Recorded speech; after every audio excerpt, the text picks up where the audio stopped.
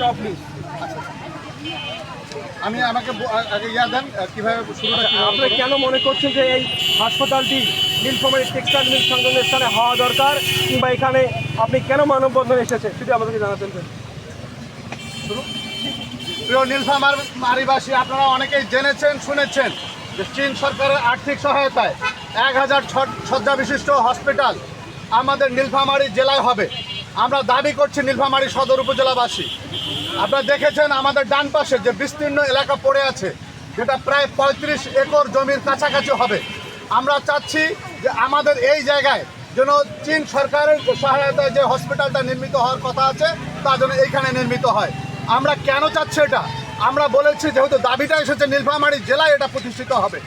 আমাদের দাবি হলো নীলফামারী জেলায় যেহেতু বলা হয়েছে, তার নীলফামারী জেলার সদর উপজেলায় বাস্তবায়িত হোক, সেটা আমরা চাই। এবং সেই দাবির প্রেক্ষিতে আমরা বারণীডাঙ্গা আদর্শ উচ্চ বিদ্যালয়ের আমরা শিক্ষার্থীরা, শিক্ষক মণ্ডলী, আমরা আজকে এই মানববন্ধনে একাত্মতা ঘোষণা করতে এসেছি।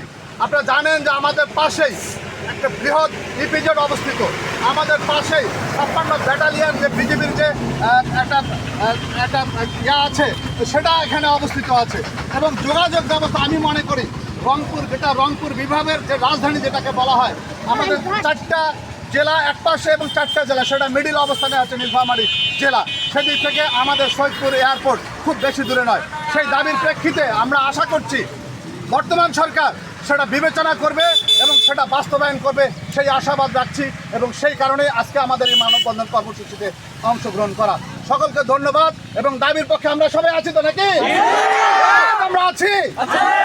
ওকে, থ্যাংক ইউ।